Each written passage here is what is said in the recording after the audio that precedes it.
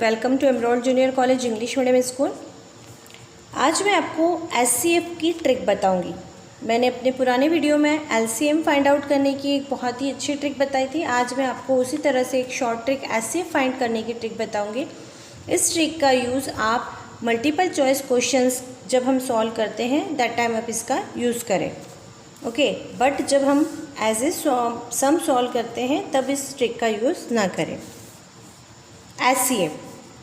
HCF in the sense higher common factor, हमें higher common factor इसका बताना है, highest common factor. So suppose मैं कुछ डिजिट लिखती हूँ 4 and 8, ठीक है। इन दोनों का हमें एचसीएफ बताना है। जब भी हमें इस टाइप के सवाल आए और हम ट्रिक के थ्रू सम करते हैं तब उसे बिल्कुल हमें बारीकी से देखना है कि किस तरह से इसका हमने यूज़ किया है, क्योंकि छोटे छोटे से पॉइंट्स है, उसके थ्रू आप विद इन अ सेकेंड इसके आंसर को फाइंड कर सकते हैं। सो 4 and 8 हमें सबसे पहले दोनों डिजिट का डिफरेंट पता करना है कि इसका डिफरेंस कितना है। 4 और 8 का डिफरेंस कितना है? 4।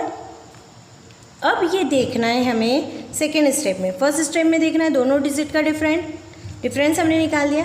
अब हमें देखना है क्या ये नंबर इन दोनों नंबर को डिवाइड कर रहा है, फुली डिवाइड कर रहा है। इट मीन्स दोनों साइड हमने डिवाइड का साइन लगाया।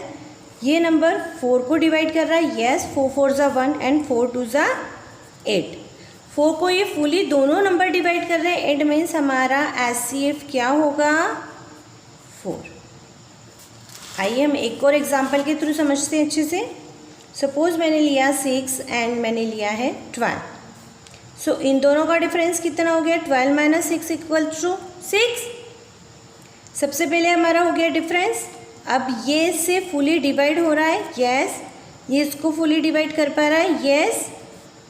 सो आर एचसीएफ = 6।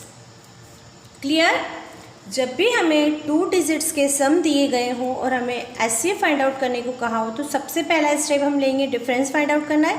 देन उसके बाद हमें देखना है कि रिमेनिंग जो बोथ डिजिट्स हैं वो इस डिजिट से फुली डिवाइड हो रही है नहीं। क्लियर? अब हम नेक्स्ट सम देखेंगे, उसमें मैं कुछ डिजिट अप करूँगी क्योंकि हमेशा 2 डिजिट वाले सम नहीं आएंगे, कुछ 3 डिजिट वाले आएंगे। जैसे सपोज मैंने लिया 50, 70, 85, ओके। अब यहाँ पर 3 डिजिट्स आ गए। अब 3 डिजिट्स के सम्स कैसे करेंगे वो भी मैं बताती हूँ आपको। सेम प्रोसेस करना है, पहले हमें डिफरेंस फाइंड आउट करना है। इन दोनों का डिफरेंस कितना है? 70 - 50 = 20। इन दोनों का डिफरेंस कितना है? 70 - 85 = 15। जो डिफरेंस हमारा कम रहेगा उसे हमें लेना है। हमारा कम डिफरेंस कौन सा है? 15। हमने 15 लिया। अब हमें क्या देखना है, क्या ये तीनों नंबर 15 से फुली डिवाइड हो रहे हैं? 15 से 50 डिवाइड होगा? नो। 15 से 70 डिवाइड हो रहा है? नो। 15 से 85 डिवाइड हो रहा है? नो। स्टेप नंबर 3, हम इसको स्टेप नंबर 3 से सॉल्व करेंगे। अब हम जब ऐसी कंडीशन आ जाती है कि जब ये किसी से भी डिवाइड नहीं हो रहा है तो हम इसके फैक्टर्स कर देंगे। इसके फैक्टर्स करेंगे 15, 3 5 ज़ा 15, 5 1 ज़ा 5, 1 1। सो इसके डिफरेंस क्या हो गया? 5 3 एंड 1। 1 तो हमेशा सभी में रहता है। सो हमारा डिफरेंस क्या हो गया? 5 है। 3 इसके फैक्टर्स हो गए इसके 15 के। अब जब भी हम इनके फैक्टर लिखेंगे, एचसीएफ की जो शॉर्ट ट्रिक मैं बता रही हूँ उसमें जब भी हम फैक्टर लिखेंगे इसे हमें डिसेंडिंग ऑर्डर में लिखना है, ना कि असेंडिंग ऑर्डर में। सो हम फैक्टर लिखेंगे descending order. It means 5 × 3 × 1। Clear? अब पहला नंबर हमें देखना है, क्या 5 50 को डिवाइड कर पा रहा है? यस, ऑफकोर्स 5 से 50 डिवाइड हो जाएगा। क्या 5 70 को डिवाइड कर पाएगा? ऑफ कोर्स 70 को भी डिवाइड कर पाएगा। एंड 5 85 को डिवाइड कर पाएगा? यस, 5 85 को भी डिवाइड कर पाएगा। इट मीन्स हमारा एचसीएफ क्या हुआ? 5। That is our answer. Clear? आया आपको अच्छे से समझ में? जब 3 डिजिट्स हमारे पास हो, पहले 2 डिजिट्स का कंपैरिजन करेंगे, उसका डिफरेंस फाइंड आउट करेंगे, फिर सेकेंड 2 डिजिट्स का कंपैरिजन करेंगे, नहीं उसका डिफरेंस फाइंड आउट करेंगे। दोनों डिफरेंस में से जो डिफरेंस हमारा कम होगा उसे हम लिखेंगे। उस डिफरेंस से फर्स्टली हम ये देखेंगे, चेक करेंगे कि क्या ये नंबर फुली डिवाइड हो रहे हैं। अगर नहीं हो रहे हैं तो हम इस नंबर के फैक्टर्स करेंगे।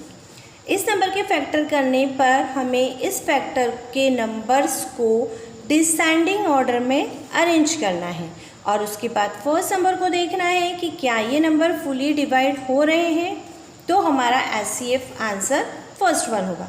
अगर हम इसे असेंडिंग ऑर्डर में अरेंज कर लेते हैं फिर चेक करते हैं तब हमारा आंसर गलत होगा।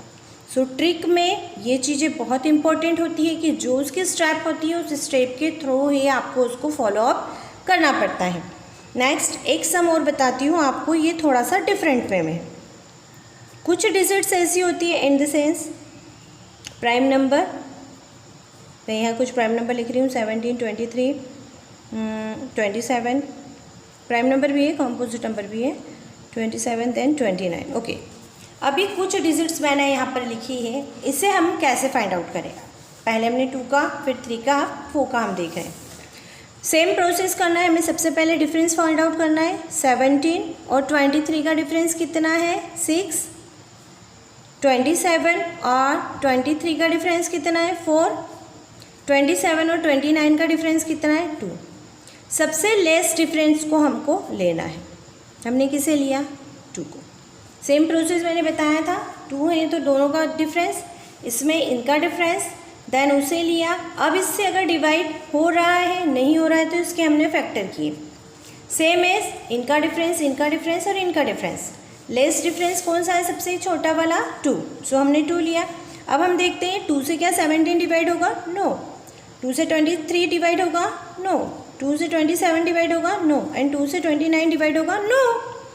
सो अब हम 2 के फैक्टर कर देंगे। 2 का फैक्टर भी क्या होगा 2 × 1। अब क्या इस 2 से ये डिवाइड हो रहा है, नो। हमने यहाँ पर भी 2 था, नहीं हो रहा है, ये भी नहीं हो रहा है, ये भी नहीं हो रहा है, ये भी नहीं हो रहा है। जब किसी भी डिजिट से हमारा नंबर डिवाइड नहीं होता है दैट टाइम सबका मालिक एक, इट मीन्स हमारा आंसर क्या होगा 1। So our HCF equals to 1, that is answer. आया बच्चों समझ में? ये बहुत ही इंटरेस्टिंग और बहुत ही सिंपल ट्रिक है एचसीएफ फाइंड आउट करने की, बट ये कब यूज़ करना है आपको मल्टीपल चॉइस क्वेश्चंस में, जब आपको कुछ ऑप्शंस दे रखे हैं और आपको विद इन अ सेकेंड उसमें आंसर लिखना है। आपको फिल इन द ब्लैंक्स दे रखा है और उसमें आपको आंसर्स लिखना है।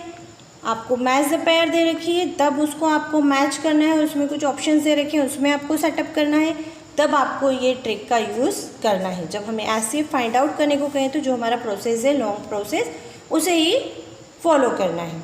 आई होप आपको ये वीडियो बहुत अच्छा लगा हो, तो आप इसे लाइक कीजिए और शेयर कीजिए। Thank you very much.